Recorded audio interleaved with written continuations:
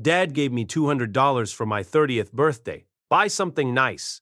An hour later, he texted, "Actually, can you give that to your sister? She needs gas money." I said, "Of course," and Venmo'd her 1 cent with the note.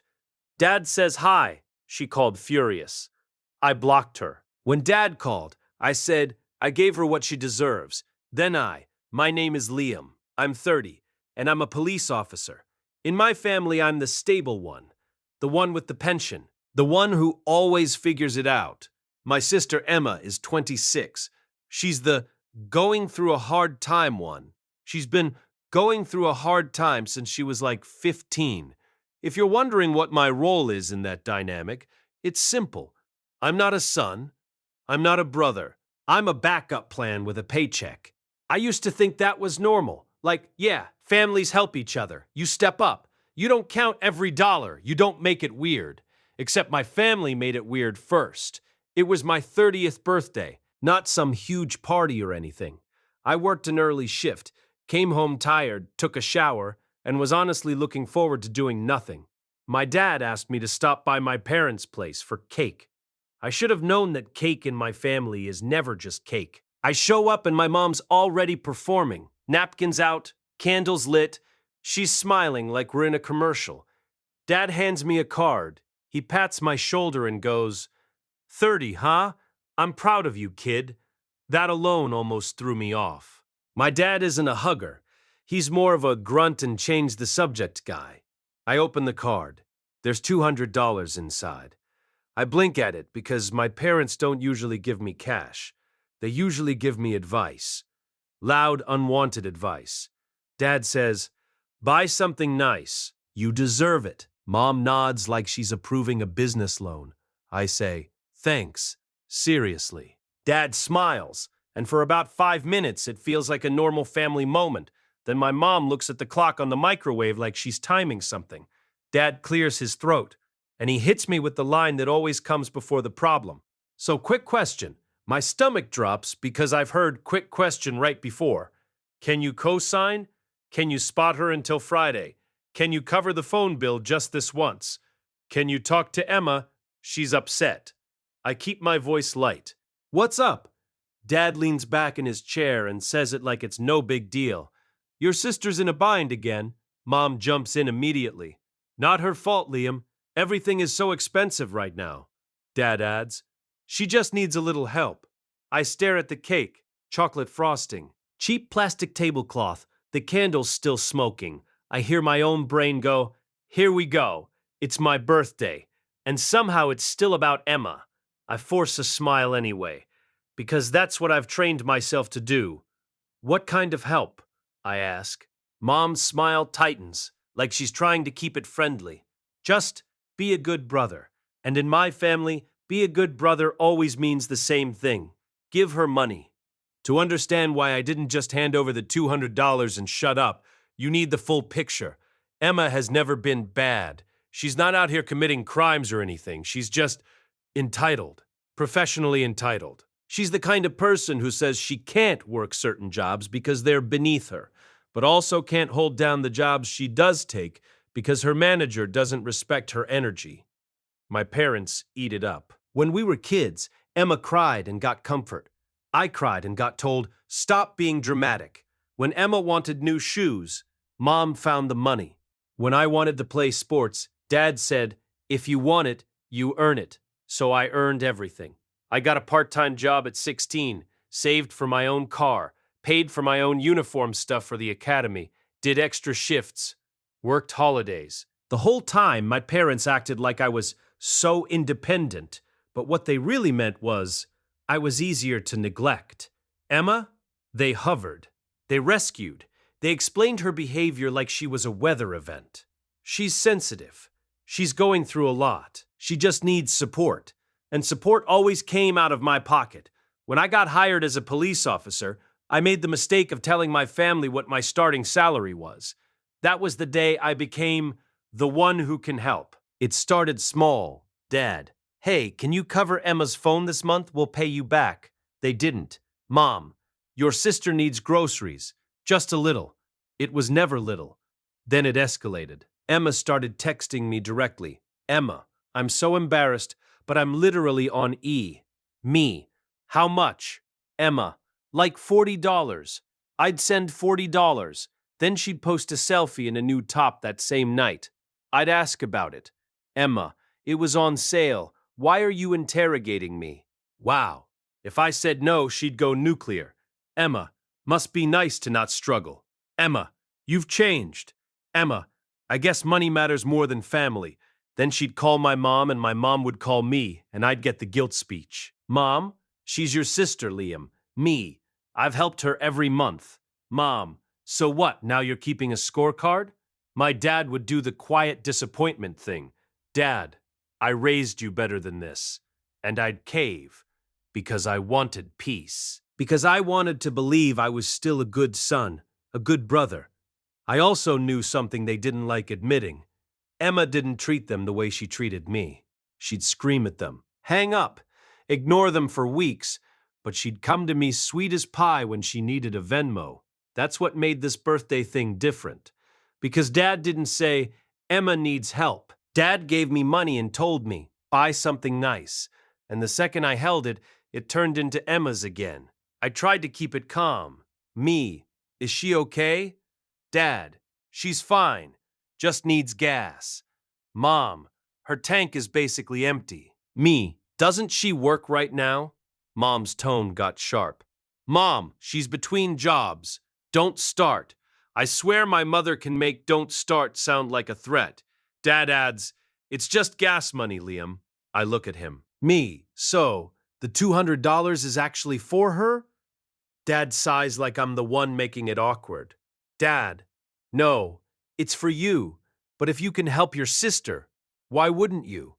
Mom nods hard. Mom, exactly. That's the trap. It's not give Emma money, it's prove you're a good person. I stood in their kitchen with my birthday card in my hand, and I felt something in me go tired. Not angry, not even surprised, just tired. I said, okay. Dad smiled immediately like the tension evaporated. Dad, that's my boy. Mom relaxed. Mom, see, that wasn't so hard. And right then I realized something. They didn't actually care what I wanted for my 30th. They cared that I stayed in my role, the ATM, the fixer, the reliable one who never says no. I ate a slice of cake. I made small talk. I left. And in the car, I stared at that $200 like it was a test I'd already failed 100 times. I went home. I put my keys down. I sat on my couch in uniform pants and a faded t-shirt and opened my phone because I knew what was coming next. And sure enough, an hour later my dad texted, Dad, actually, can you give that to your sister? She needs gas money. I read it twice. Actually, like my birthday gift was a receipt he could return. I stared at the message until my screen dimmed. And then I felt something I hadn't felt in a long time. Not guilt, not obligation, just a quiet, clear thought. No. I texted back. Me. Of course. I didn't even hesitate, not because I meant it, because I wanted them to think I did. I opened Venmo. Emma's profile picture was her with a smoothie doing that influencer half smile, like she wasn't 26 and constantly in a bind. I typed 1 cent. 1 cent. In the note I wrote, Dad says hi, and I hit send. My phone felt light after that, like I'd put down something I didn't realize I was holding. It took maybe 2 minutes. Then my phone lit up with her call. I let it ring once, twice. I answered on the third, because I wanted to hear it. Her voice came out like a siren. Emma. What is this? Me. What is what? Emma. 1 cent. Liam. 1 cent. I kept my tone flat. Me. Yeah. Emma. Are you trying to embarrass me? Me. No. Emma. You wrote Dad says hi. What is wrong with you? I could hear her breathing hard like she'd been running, or like she was working herself up on purpose. I leaned back on my couch. Me. Dad wanted me to give you my birthday money. Emma. It's gas. It's not like I'm asking for a car. Me, you ask every month. She went quiet for half a second. Then she did the thing she always does.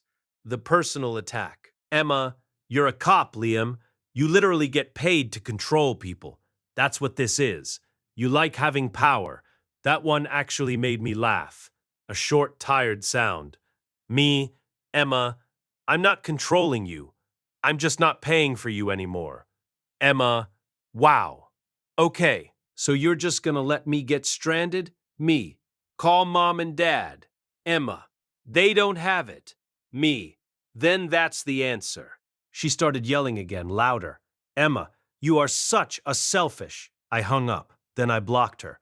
I sat there waiting for the guilt to flood in. It didn't. Instead, I got this weird calm. Like when you finally pull out a splinter and it stings, but you're also relieved it's gone. 5 minutes later, my dad called. I didn't block him. Not yet, I answered. Dad, Liam, what did you send your sister? His tone was sharp, not confused, not hey buddy, straight to anger. Me, I gave her what she deserves. Dad went quiet, then did the slow exhale. Dad, do not talk like that. Me, then don't treat my birthday like a transfer request. I heard my mom in the background. Mom, let me talk to him. My dad didn't even argue. He handed the phone over like this was a tag team match. Mom came on, already fired up. Mom, are you proud of yourself? Me, actually?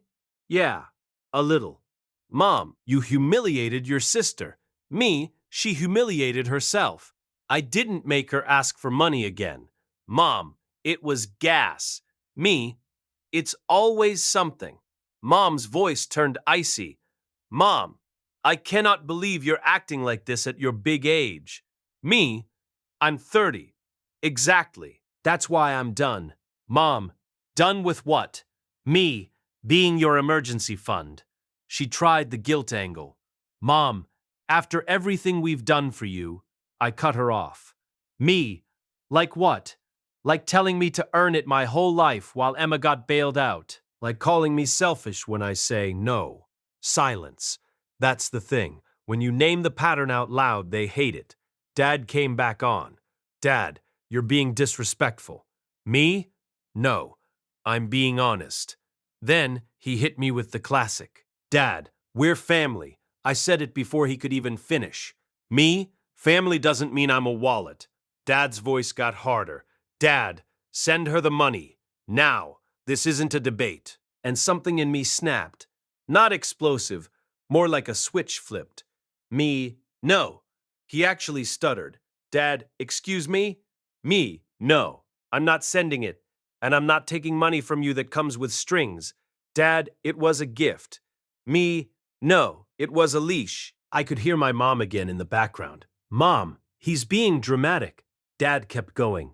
Dad, so what, you're punishing Emma? Me, I'm not punishing her.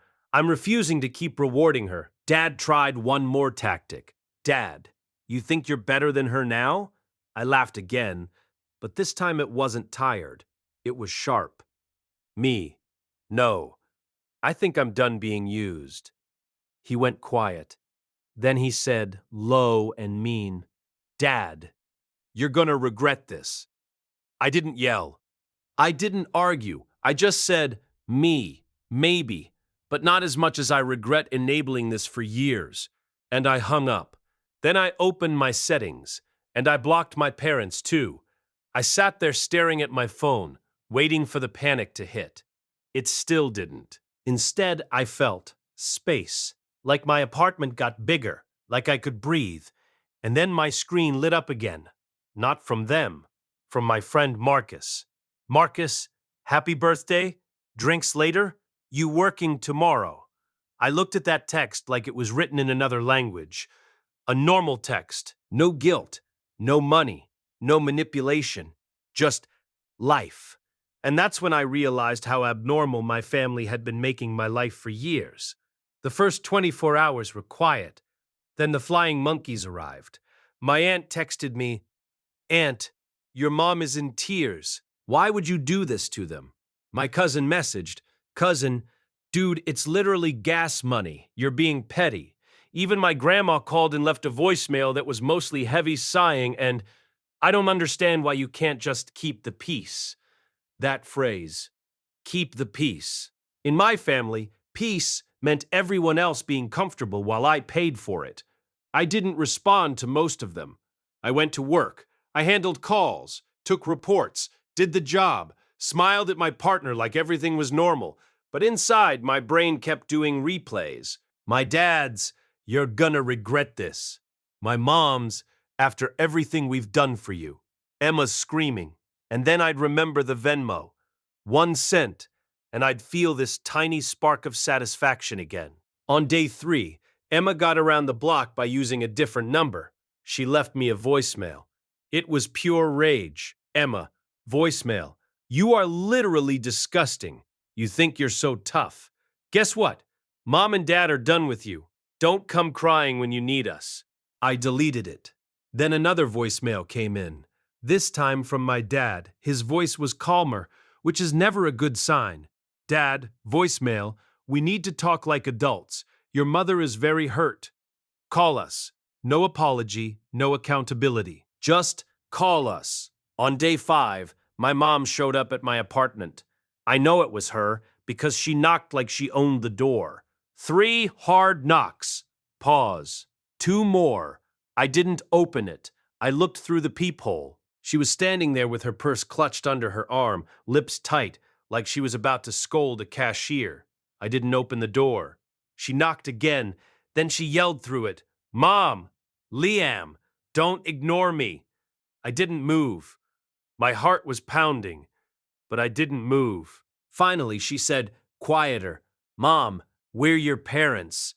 I leaned my forehead against the door, and I said through the wood, "Me, then act like it." There was silence. Then her voice went sharp again. "Mom, so you're really throwing away your family over $200. There it was, the reframe. Not, "We tried to take your gift." Not, "We pressured you." It was me throwing it away. I kept my voice steady. Me. It's not $200. It's 10 years. Mom. Oh my God. Me. I'm not opening the door. Mom. Fine. Be that way.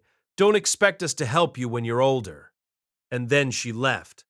I sat on the floor by the door like an idiot, breathing hard like I'd just been in a foot chase. Not because I missed her, because my body was trained to fear this, to brace for punishment, to expect consequences for saying no. That weekend I met Marcus for drinks like he suggested. He listened. He didn't interrupt. He didn't do the "but their family" thing. He just said, "Dude, that's insane." And I swear, hearing someone else say it out loud helped more than anything. I also booked a therapy appointment. Not because I thought I was broken, because I realized I'd been living in a constant guilt loop and I didn't want it to control me anymore. Therapist asked me, "When did you learn love was conditional?" And I didn't even have to think. Probably when I was a kid and Emma got rescued and I got lectures. A month went by. Then, too, the family noise died down, which told me one thing: they weren't actually mad about my attitude. They were mad about losing access.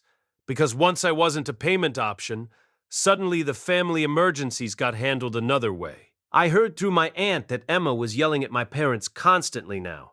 Because she had to. Because I wasn't there to absorb it. Apparently, she moved back into their house. Temporarily. Apparently, she started dating some guy with a truck and then crashed his car and called it a misunderstanding. Apparently, my parents were stressed. I won't lie.